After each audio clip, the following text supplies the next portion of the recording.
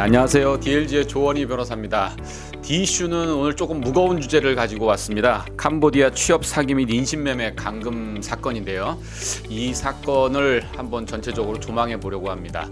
저희 DLG의 공익인권센터의 우리 염영국 센터장님과 김강원 부센터장님 모셨습니다. 간단하게 인사 부탁드리겠습니다. 네, 안녕하십니까. 저는 법무부인 DLG에서 공익인권센터장을 맡고 있는 염영국 변호사입니다. 반갑습니다. 안녕하세요. 저는 공익인권센터의 김강원 부센터장입니다. 반갑습니다. 예, 캄보디아 이 사건이 최근에 언론지상에서 다양하게 나오고 있는데요. 예전에 범죄도시나 시민더키 이 영화에서 메인 주제로 다뤄질 만큼 이게 오래전부터 문제가 돼 왔습니다. 저는 개인적으로 좀 아쉬운 게 이거 문제된 게 벌써 수년 전인데 이제 와서 이렇게 부각되고 이제 와서 뭔가 조치를 한다라는 게 조금 안타깝고 그 사이에 수많은 피해자들이 있었을 텐데 참 아쉬운 마음이 많은데요. 자, 일단 우리 캄보디아 취업 사기 이 사건의 내용이 무엇인지 이 사건의 전말을 한번 소개해 주시면 좋겠습니다. 예, 일단 제가 대략적으로 말씀을 드리려고 하는데요. 사실 캄보디아 내 인신매매 문제는 말씀하신 대로 어제 오늘 일이 아니고 또 한국인 대상뿐만 아니라 캄보디아 내 외국인 대상 인신매매가 사실 굉장히 오래전부터 큰 문제가 됐었어요. 그 국제인권기구나 국제인권단체에서도 지속적으로 캄보디아의 인신매매 문제를 지적했었습니다. 한국인 대상 범죄가 부각된 거는 상대적으로 좀 최근에 이제 대규모의 그런 범죄 사실들이 드러났는데요.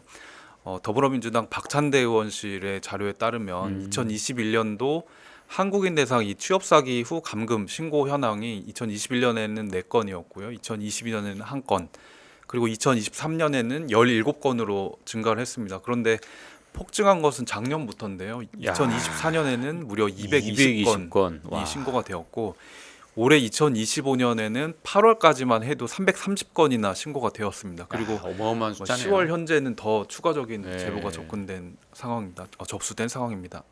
제가 안타까운 보도된 그 사건을 소개해드리면요.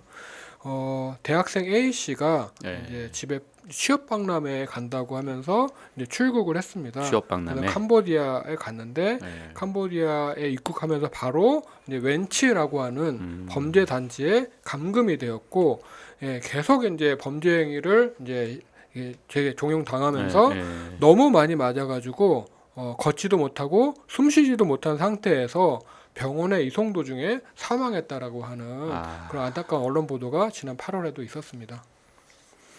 이게 혹시 변호사님 그 시민더키라는 영화 보신 적 있어요? 예, 저는 그 영화는 못 봤어요. 그래요? 거기 나온 그 스토리하고 거의 비슷한데 예.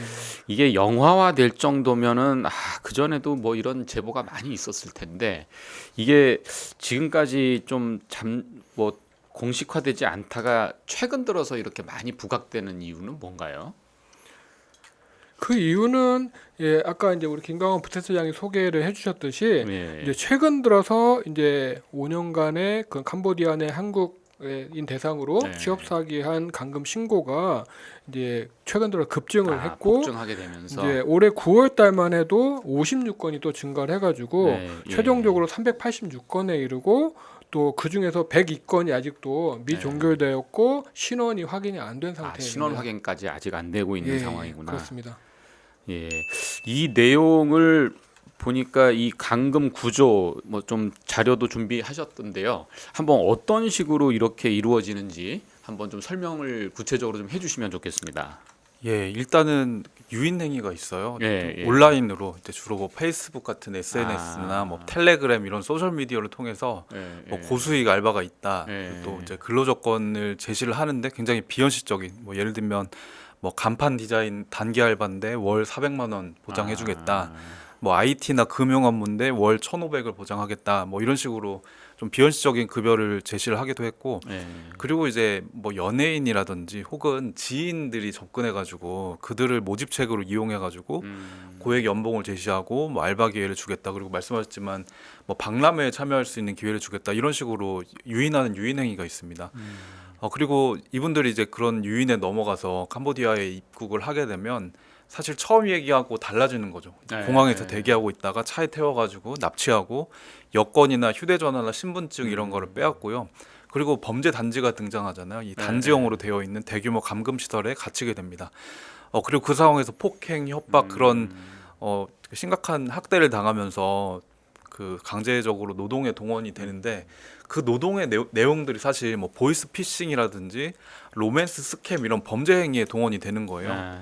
그리고 그 범죄 행위의 할당량을 채우지 못하거나 혹은 못하겠다고 거부하면은 모진 폭력이나 또 뭐 고문 이런 뭐 잔혹한 행위들이 자행되고 일부는 또 장기 매매 협박을 당하기도 하고요. 야. 또 심지어는 마약을 강제로 복용시켜가지고 저항하지 못하게 한 채로 그런 범죄에 동원하는 그런 행태들이 이루어지고 있습니다. 그래서 사실 그 굉장히 뭐랄까요, 비극이라고 할 수 있는 건 이게 유인이 돼서 입국을 했는데 이 사람들이 어느 부지불식간에 범죄자가 되는 거고, 그렇죠. 뭐 어떤 그 케이스마다 다르겠지만 어느 정도 이런 불법적인 일을 하는 걸로 알고 가신 분도 있을 텐데 이렇게 속아서 가신 분들도 분명히 계시거든요. 그래서 그런 피해자들이 이제 다른 피해자들을 감시하는 감시자 역할을 하게 되거나 다른 피해자를 모집하는 모집책이 되거나 뭐 그래서 피해자로 갔었는데 또 가해자가 되고 범죄 행위를 하게 되는 그런 복잡한 상황에 놓이게 됩니다. 그래서 뭐 명의 도용을 통해서 현지에서 법인 대표로 등록된다거나 그래서 뭐 사기 범죄의 손해배상 소송을 당하는 일도 있었고요. 네, 그런 상황, 그런 형태로 이 범죄가 벌어지고 있었습니다. 야, 이게 본인이 살아남으려면 또 피해자들을 양산시킬 수밖에 없는 네네. 또 그런 구조고, 야, 일종의 뭐 마약 같이 한번 들어가면은 나오기 힘든 뭐 그런 상황인 것 같긴 하네요. 말씀 주신 내용 중에 보이스 피싱, 스캠, 로맨스 스캠 뭐 이런 얘기를 주셨는데 뭐 다 아는 분 얘기도 있습니다만은 한번 좀 정의 한번 좀 해주시죠. 예, 제가 그 부분은 예. 말씀을 드리도록 하겠습니다. 그 우선 보이스피싱이라고 하면요, 그 음성과 개인정보 낚시, 보이스와 피싱의 합성어입니다. 그래서 전화나 문자 메시지 등 전기통신 수단을 이용해서 상대방을 속여서 금전적 이득을 취하거나 개인정보를 빼내는 그런 사기 범죄를 말하고요. 스캠은 이제 신용 사기 전반을 뜻하는 그러한 모든 종류의 사기 행위를 가리키는데요. 특히 온라인에서 용어가 사용이 되고 피해자를 현혹해서 돈을 가로채는 사기를 포괄하는 의미입니다. 그 중에 이제 로맨스 스킴이라는 것은 연애와 스캠의 합성어로서 SNS 등을 통해서 호감을 쌓은 뒤에 그걸 통해서 이제 결혼을 한다거나 혹은 비행기 표값을 달라거나 투자 등의 명목으로 돈을 요구하는 사기 수법입니다. 뭐 옛날 용어로 하면 미인계를 쓴 거네요. 예, 그런 식으로 또 설명할 수 있겠습니다. 자, 그러면 이렇게 이제 대규모로 이런 범죄 행위들이 지금 이루어지고 있는데 이런 사건의 주요 발생 원인은 어떤 내용일까요? 사건의 발생 원인은 이제 세 가지 정도로 꼽을 수가 있을 것 같은데요. 우선 범죄 조직의 체계적인 인력 충원입니다. 계속해서 이제 피해자를 가해자로 만드는 구조를 이제 초국가적으로 이제 만들다 보니까 동남아시아 지역을 거점으로 한국, 일본, 베트남, 중국 등에서 20, 30대 청년들을 이제 인신매매를 해다가 이제 시아누크빌이라고 하는 특별 경제구역 내 대규모 단지형 건물에서 감금 및 범죄 행위를 거점으로 활용해가지고 조직적 범죄를 하고 있는 것이 원인이고요. 이 특별 경제 구역이라고 하면은 보통은 국가에서 어떤 뭐 산업을 육성하기 위해서 면세 혜택을 준다거나 하는 그런 지역인데 이런 지역에서 이렇게 단지형 건물이 범죄 행위를 한다는 거는 뭐 이거 진짜 국가의 비호가 없이는 안 되는 일일 것 같은데. 예, 맞습니다. 그래서 국제인권단체 보고서에 따르면 캄보디아 일부 고위 관료들이 범죄단지 운영에 연루되거나 혹은 직접 운영을 하거나 직접 운영을 한다. 방조했다는 의혹이 이제 계속 제기가 되고 있고 범죄 조직이 대규모로 시설을 갖춰가지고 장기간 인신매매를 통한 범죄 행위를 저지를 수 있는 구조적 배경이 되었습니다. 또한 피해자들은 20, 30대 이제 미취업 이제 대학생이나 이제 취업 미의 상태로 이제 있는 상태에서 이제 고수익을 이제 올려주겠다고 하니까 그에 현혹이 되어가지고 범죄 조직에 악용이 된 측면이 있었습니다. 이게 만약에 그 말씀하신 대로 뭐 고위직이 관련되고 뭐 국가적으로 뭐 방임을 하고 뭐 이런 상황이면 이 범죄행위 자체를 어떻게 뿌리 뽑겠다라고 하는 거는 현실적인 대안은 아니네요. 사실상 이제 어려운 것이 캄보디아의 사기 산업이 우리가 상상을 하기 초월하는 그런 네. 금액인데요. 연간 125억 달러, 우리나라 125억 돈으로 달러. 예, 와. 17조 원에 이르고 야. 캄보디아 전체 GDP의 50%에 이르고 있습니다. 그렇기 때문에 이제 캄보디아 내에서도 이러한 경제적인 이제 이득을 취하기 위해서 고위층이 이제 연루가 되거나 방임을 하고 있는 상황입니다. 야, 이거 상상을 초월하는 금액이네요. 이게 GDP의 50%면 예. 그냥 범죄 행위로 국가가 운영되는 그런 셈이네요. 이렇게도 볼 수 있겠습니다. 야. 또 한국인이 특히 이제 타겟이 되는 것은 중국이나 베트남 같은 경우는 이제 몸값을 1, 200 정도 이제 요구를 할 수가 있는데 한국인의 몸값은 1,000만 원에서 2,000만 원 정도에 이릅니다. 그래서 몸값이 굉장히 비싸가지고 한국인을 타겟으로 또 이제 범죄를 행하고 있는 측면이 있습니다. 근데 이게 밝혀지지 않아서 그렇지 아까 보니까 뭐 장기 매매 협박도 있고 막 그런 거 보면 실제로도 그런 일들이 일어날 수 있다는 얘기일 것 같은데 그죠? 실제로 그런 그 보도들이 계속 있죠. 이번에는 좀 이렇게 대규모로 수십 명이 네, 이제 네. 송환이 되었는데 네. 그 사례 말고도 건건이 알려지는 건이 아까 연 변호사님 소개하셨지만 네.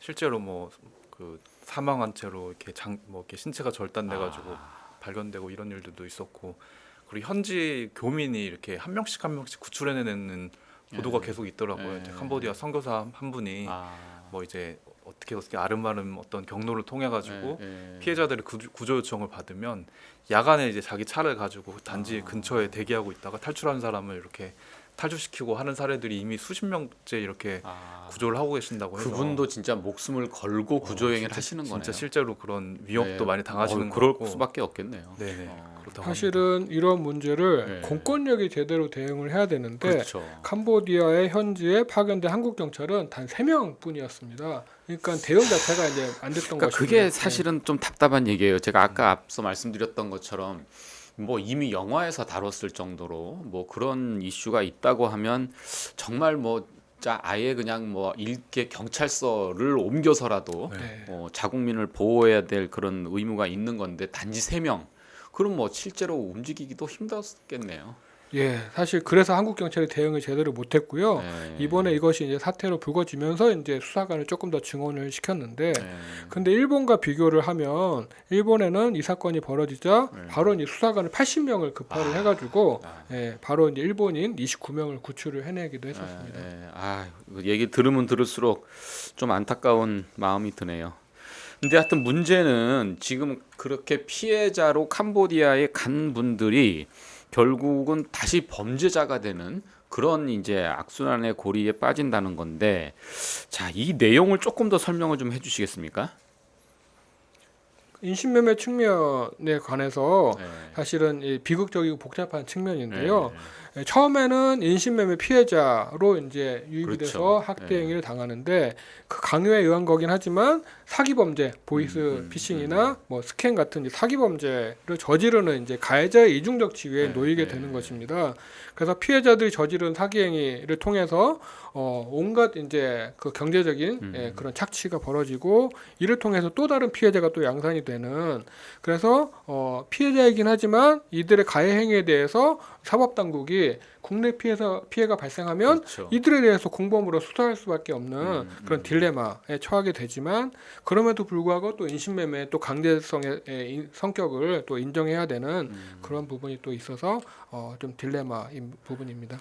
그 변호사님 보시기에는 이렇게 어쩔 수 없이 강요에 의해서 이런 사기 범죄에 연루됐는데 예. 이분들이 사기 범죄로 처벌을 받을 것 같으세요? 안 받을 것 같으세요? 실은 이들이 그 캄보디아에 유입이 됐을 때 자의에 의한 것이고 또한 이제 그런 범죄 행위에 연루될 것을 알고 간 경우에는 그런 이제 범죄에 대한 인식이 있었기 때문에 그에 대한 이제 공범으로서의 그런 처벌이 가능하겠지만 그냥 단순히 이제 고수익 알바를 이제 하러 갔는데 가서 보니까 이제 감금이 되고 납치가 되어서 이제 폭력을 이제 당한 채로 그런 이제 범죄 행위에 연루가 됐다면 이들은 자의에 의해서 한 것이 아니지 않습니까? 강요에 의해서 한 것이어서 이들은 인신매매 피해자로서 수사 대상에서 이제 제외를 시켜야 되지 않을까 싶습니다. 그러면 수사를 받는다고 하면은 정말 이걸 자의로 한 건지 아니면 예. 강요에 의해서 한 건지를 수사 과정에서 밝혀야 되는데 또 그게 쉬운 문제는 아니겠네요. 그래서 이들이 이제 56명 정도가 네, 한국에 네. 이제 귀국을 했는데 이들이 바로 이제 전원이 구속이 됐단 말이죠. 그래서 뭐 일단 구속 상태에서라도 일단은 그들이 얼만큼 이제 자의에 의해서 그 행위를 했는지 아니면 네. 강요에 의해서 했는지 여부를 수사기관에서 철저하게 좀 밝혀야 되지 않을까 싶습니다.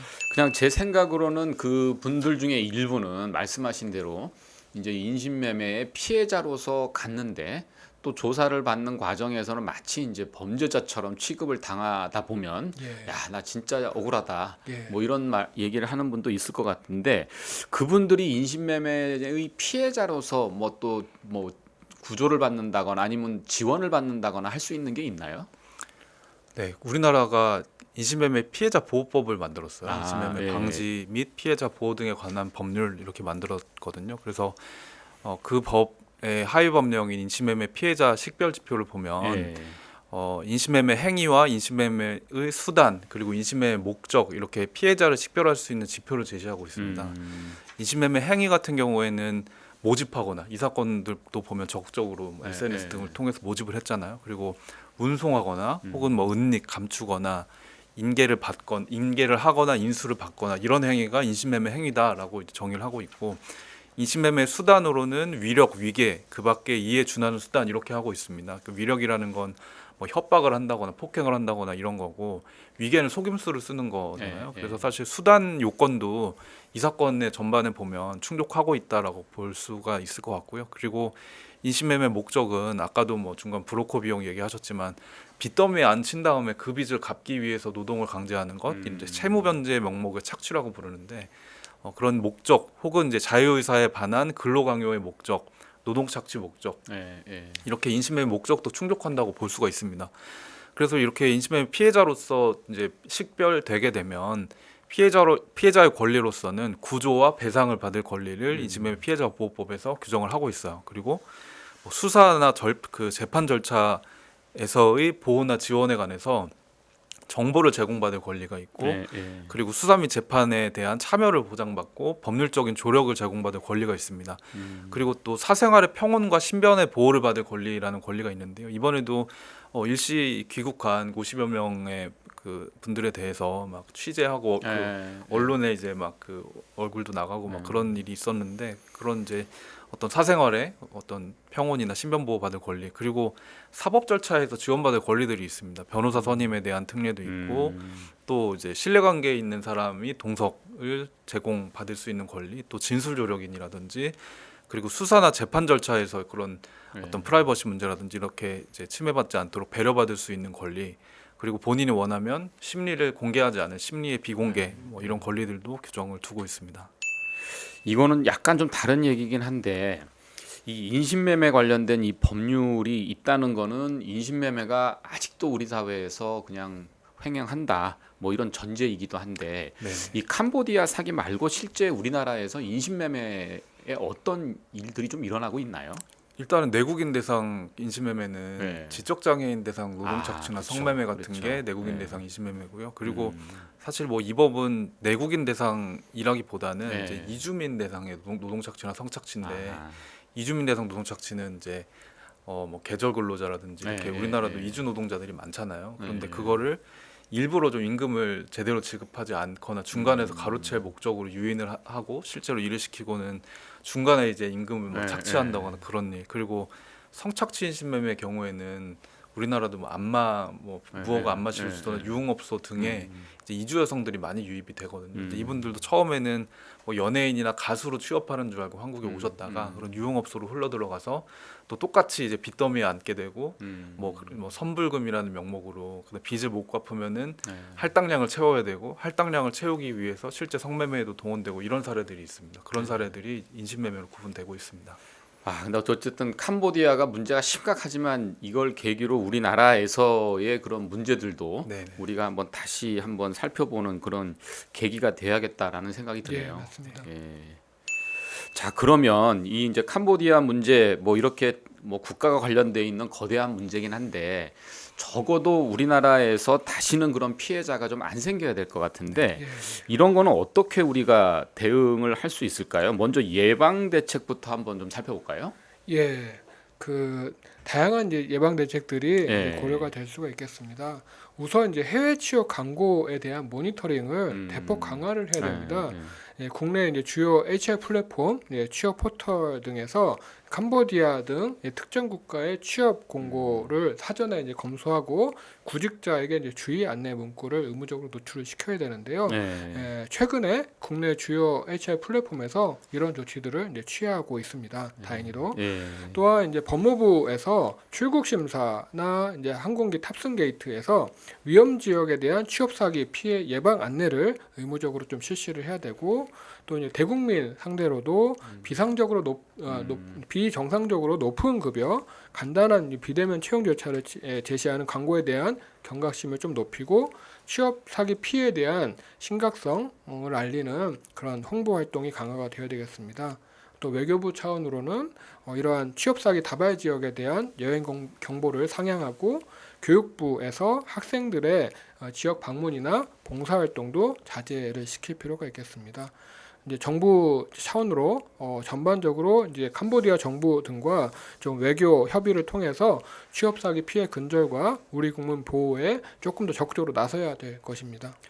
아, 이게 결국은 뭐 이런 취업 포털 같은데 이런 광고들이 올라가는데 그거에 이제 현혹돼서 예. 젊은 친구들이 이제 간다는 거잖아요. 맞습니다. 그러니까 뭐 국내에서의 취업 환경이 어렵다는 것도 있을 거고 아니면 아 이거 짧게 알바 해가지고 좀 돈 벌어서 뭐 좀 해볼까 뭐 이런 생각도 하는 것 같은데 하여튼 문제가 좀 복잡하긴 합니다. 그리고 이제 이어서 형사적인 예, 대응도 예, 예. 말씀을 좀 드리면요. 이제 캄보디아와 이제 그런 가해 집단, 범죄 집단에 대한 수사를 필수적으로 협력을 해가지고 네. 강화를 해야 되는데 최근에 이제 11월 달에 한국과 캄보디아 정부가 그런 코리아 데스크를 이제 설치를 한다라고 합의를 하고 11월에 아마 그런 코리아 데스크가 설치가 돼서 조금 더 수사가 강화될 예정에 있습니다. 또한 이제 주 캄보디아 대한민국 대사관의 경찰 주재관을 인력을 보강하고 네. 또한 전담 기관을 통해서 그것이 조금 더 이제 범죄 단지에 접근을 해서 피해자 구조와 가해자에 대한 이제 수사가 개시가 되어야 될 부분이 있고요. 이게 근데 그 신문 기사를 보면은 이 경찰이 뜨기 전에 이미 정보가 노출돼서 예, 이미 다 맞습니다. 도망가고 그래서 이게 다 정부와 결탁돼 있다 보니까 예. 실제로 이렇게 과연 가능할까 하는 좀 의문은 드네요. 그래서 뭐 정부 차원에서 그런 캄보디아 정부 내 그런 이제 결탁된 고위직까지 철저하게 좀 수사를 해가지고 네. 처벌 조치를 할 필요가 있겠고요. 또 사실 뭐 밑에서 피해자로서 감금당하면서 범죄 행위를 한 사람에 대한 책임을 물으면 이것이 전혀 근절되지 않지 않습니까? 그래서 범죄를 기획하고 강요한 주범, 배후 조직에 대한 처벌에 집중을 해가지고 인신매매 근본 동기를 좀 근절을 시켜야 됩니다. 야, 그 조직으로 올라가서 그 사람들을 찾아서 이제 수사하고 하기가 예. 만만치가 않을 텐데 이거를 하여튼 뭐 경찰이나 정부에서 정말 적극적인 의지를 가지고 예. 해야지 가능하겠네요. 그리고 이제 그런 범죄 조직이나 브로커들이 법의 처벌을 회피하지 못하도록 캄보디아의 사법 공무원의 역량도 조금 더 강화를 하고 이런 공조를 조금 체계를 갖춰야 될 것입니다. 아마도 이게 아까 말씀하셨을 때 일본도 비슷한 피해가 있었다고 하고 예. 하니까 뭐 다른 여러 나라들에서 지금 다 캄보디아에 예. 관심을 가지고 있을 것 같은데요. 하여튼 뭐 저희 나라가 요즘 뭐 K 컬처 뭐 K 뭐 있는데 뭐 K 경찰 아니면 뭐 이런 식으로 우리나라의 그런 수사나 사법 시스템이 또 이제 잘 활용될 수 있는 그런 기회가 되면 좋겠네요. 예. 자, 그리고 사법적으로 지금 구제 대책 같은 것들은 어떤 게 있을까요? 예, 일단 사법적으로는 뭐 네. 아까도 얘기 나왔듯이 이제 입국한 그 송환자들도 있었는데 그 신원 확인 절차를 좀 이제 강화할 필요가 있는 것 같습니다. 그래서 국내나 현지 수사 과정에서 강제성이나 그리고 뭐 협박이나 폭력 같은 네. 인신매매 정황들이 있었는지를 우선적으로 좀 파악을 해야 되겠고요. 그래서 결국은 지금 범죄자로서의 이중적인 지위인데 과연 자유의지로 자기의 결정으로 한 것이냐 그거를 입증하는 데 좀 주력할 필요가 있습니다. 그리고 사실 가해자이자 피해자인 경우에 이제 그 범죄자의 측면이 있다고 해도 처벌을 좀 감경하거나 네. 면제해 줄 수 있는 그런 좀 지침을 마련할 필요가 있습니다. 실제로 이 국제인권법에서도 그렇게 인신매매에 동원돼 가지고 범죄 행위를 한 경우에 비범죄화해야 된다라는 내용이 있거든요. 그래서 형사처벌을 면제하거나 최대한 감경할 수 있는 좀 지침을 마련할 필요가 있겠고요. 그리고 지금 사실 입국한 송환자에 대해서 굉장히 전격적으로 구속을 했거든 대부분의 송환자들을요. 저는 이제 이렇게 신속하게 대응하는 모습을 보여주기 위해서 좀 너무 성급하게 구속한 건 아닌가라는 생각이 들어요. 뭐 피해자로서 측면이 있을 텐데 말씀하셨듯이 이제 모진 고초를 겪고 한국에 오자마자 이제 구속된다라는 게 정말 억울한 사람이 그 중에 왜 없겠는가 이런 생각이 좀 들고요. 그런 측면에서 이 취약한 피해자에 대한 고려가 좀 반드시 이루어질 필요가 있습니다. 그래서 그 혹시라도 피해자 중에 이런 유인이나 속임수에 쉽게 넘어갈 수 있는 뭐 발달 장애인이나 정신 장애인 또 뭐 경계성 지능인 이런 분들이 있지는 않은가라는 걸 반드시 좀 모니터링을 해야 될 것 같고요. 사실 국내에는 그런 사례들이 많거든 지속적으로 그 발생을 하고 있고 실제 저희 DLG에서 개입한 사례 중에서도 정신질환이 있는 20대 여성 청년이었어요. 그런데 마찬가지로 이제 뭐 이렇게 사리 판단도 좀 어렵고 그리고 빈곤 문제, 소득이 없다 보니까 굉장히 가난한 상황이었는데 구조가 똑같아요. SNS 문자 메시지를 통해 가지고 단기 고수익 알바의 유혹을 이제 받은 거죠. 그래서 그 말만 믿고 그 메시지에 이제 답을 보냄으로써 보이스피싱 범죄에 연루가 돼서 중간 그 수거책으로 현금 수거책으로 동원이 됩니다. 그래서 이분을 검찰에서 이제 기소까지 해가지고 처벌을 받게 될 위기였는데 이 피해자의 취약성을 잘 이제 그 어필을 해가지고 무죄가 선고됐던 사례가 있었고 그리고 저희 이제 디파일러 1회도 사실 백동현 그렇죠. 실종 사건도 맞아요. 마찬가지로 이제 20대 초반의 지적장애 남자 청년이었잖아요. 근데 그 친구는 이제 고교 동급생들한테 이제 유인돼 가지고 거의 1년 동안 뭐 모텔이나 뭐 원룸 이런데 사실상 감금 당한 채로 범죄에 동원됐어요. 인터넷 사기, 뭐 이렇게 홈쇼핑 사기 범죄 이런데 동원이 됐던 사례가 있었는데 그 건도 역시 뭐 범죄자로 취급되진 않고 당연히 피해자로서 취급이 됐고 가해자들은 구속됐던 그런 사례가 있습니다.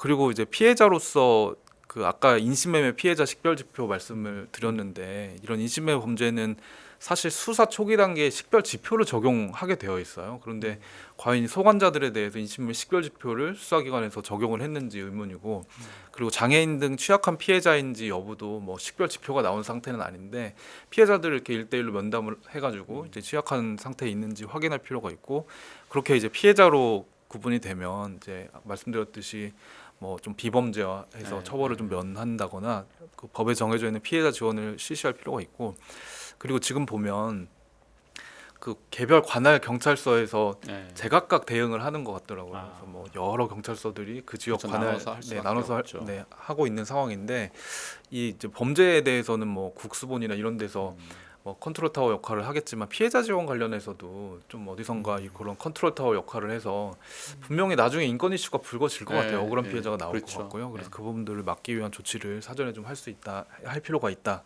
네, 이렇게 말씀드리고 싶습니다. 연 변호사님께서 지금 서울변의 인권위원장 맡고 맞습니다. 계시죠. 예, 혹시 뭐 이 이슈 관련해서 서울변에서 뭐 피해자 보호를 위해서 뭐 활동 계획이나 이런 거 혹시 논의된 게 있나요? 아직까지는 없었는데 네. 오늘 또 이야기를 나누다 보니까 네. 서울지방변호사회 인권위원회 차원으로도 네. 조금 인신매매 피해자의 성격을 갖고 있는 분들에게 조금 이제 법의 사각지대가 발생하지 않도록 네. 지원을 조금 검토해야 될 필요가 있을 것 같습니다. 하여튼 저는 또 뭐 다 조금 다른 방향이긴 한데 뭐 국가가 공권력을 움직이는 거는 저는 보면은 피해가 구체적으로 발생해야 움직이는 것 같아요. 우리 입장에서는 미리 좀 가서 해주지라고 하지만 진짜 이 뭐 신고가 폭증하고 이래야 이제 움직이는 게 어떻게 보면 또 국가의 공권력이 아닌가 싶으면 결국 인권 단체들이 이 문제를 조금 더 부각시키고 조금 더 국가로 하여금 또 행동하도록 그렇게 역할을 했어야 되는 게 아닌가 하는 좀 아쉬움도 있네요. 저도 그게 좀 답답한데 네. 이게 보니까 명확하게 이들을 좀 대표할 만한 단체가 마땅하지가 않더라고요. 뭐 장애인이라는 뭐 한 명이라도 장애인이라고 보도가 되면 장애인 단체가 나설 텐데 이 장애 문제도 좀 아닌 것 같고 그리고 이분들이 초반에 사실 여론이 지금은 범죄자 쪽으로 좀 많이 쏠리고 있는 상황이더라고요. 뭐 국정원 관계자도 이들은 뭐 피해자라고 보기 어렵다 뭐 이런 얘기를 하는데 저는 그거를 그렇게 단정할 수 있는가라는 생각이 들고 그걸 이제 라벨링이라고 얘기를 하는데 이제 다수에 대해서 한꺼번에 범죄자라고 꼬리표를 딱 붙여버리면 사람들이 다 그 관점으로 보기 때문에 범죄자를 우리가 도와줘야 되나 이런 생각을 갖게 되거든요. 저는 그렇게 이제 꼬리표를 붙이고 이렇게 집단화해가지고 막 범죄자라고 계속 이제 이미지를 더 씌우는 게 굉장히 좀 문제 있다라고 생각합니다. 예, 하여튼 지금 뭐 연 변호사님께서 한번 인권위원회 차원에서도 좀 보시겠다고 했으니까 과연 이게 저는 뭐 여러 가지 의미가 있는 것 같습니다. 이게 뭐 캄보디아 내에서의 국가적인 또 뭐 지원에 의해서 운영되는 거다 보니까 캄보디아 내에서의 뭐 범죄 조직을 우리가 어떻게 할 수는 없지만 적어도 국가가 조금 더 관여해서 피해자들을 최소화하는 게 또 방향일 것 같고 이걸 계기로 우리나라에서는 혹시 또 인신매매가 없을지 그런 것들을 또 잘 살펴보고 또 구조화하는 게 필요할 것 같고 그리고 적어도 지금 이제 피해자이자 가해자인 애매한 상황에 있는 사람들의 또 인권 이슈가 저희가 소홀히 다뤄지지 않도록 그렇게 잘 또 관리하는 게 필요하겠다라는 생각이 드네요. 맞는 말씀입니다. 예, 하여튼 오늘은 저희 캄보디아의 감금 사건에 대해서 한번 전체적으로 좀 확인해봤는데요. 참 뭐 안타까운 상황입니다. 젊은 청년이 나름대로 또 취업을 위해서 해외까지 갔다가 정말 어떨 때는 주검으로 돌아온 그런 안타까운 사건이기도 한데요. 예, 하여튼 저희 뭐 나름대로 해결 방안들 또 저희가 시사하는 점들을 짚어봤는데 우리 여명 변호사님하고 우리 김광호 부사장님 마지막으로 뭐 이 사건에 대해서 한 말씀씩 해주시죠. 사실 캄보디아에서 이렇게 청년들이 그 고수익의 이제 꾀임에 넘어가지고 가게 된 것은 우리나라에서 청년들이 갈 곳이 없고 그렇죠. 취업하기 어렵고. 취업이 안 되기 때문이잖아요. 그래서 청년들의 그런 미취업의 문제를 정부가 조금 더 적극적으로 나서서 취업이 되면 이런 문제가 사실 발생하지 않았을 수 있었잖아요. 그래서 그런 부분을 조금 더 우리가 좀 관심을 가지고 대책을 만들어야 되지 않을까 싶습니다. 예, 맞습니다. 저도 마찬가지의 좀 마음을 갖고 있는데요. 이 사건의 본질이 뭔가 이거를 좀 우리가 좀 성찰해 봐야 된다고 생각하고요.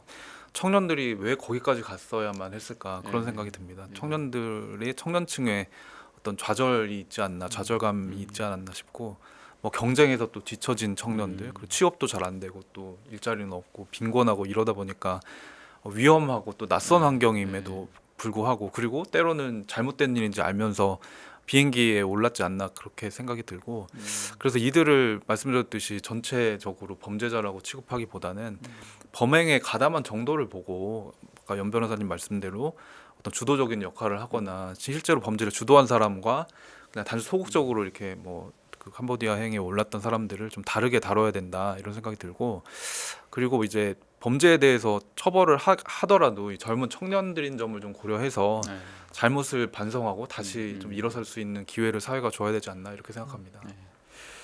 결국은 뭐 2030 청년들의 그 좌절 요즘 뭐 어디서나 이 얘기 나오는데요. 그 이슈로 또 모아지고 우리 사회 또는 국가가 또 2030 이 청년들의 겪는 이 어려움들을 우리가 어떻게 좀 근본적으로 같이 고민할 거냐 하는 큰 숙제를 또 안겨준 사건인 것 같습니다. 예, 하여튼 뭐 다시는 또 이런 일이 좀 없기 위해서 많은 분들 노력해 주시길 바라고요. 오늘 D 이슈 이것으로 마무리하겠습니다. 자, 시청해 주신 분들 감사합니다. 고맙습니다.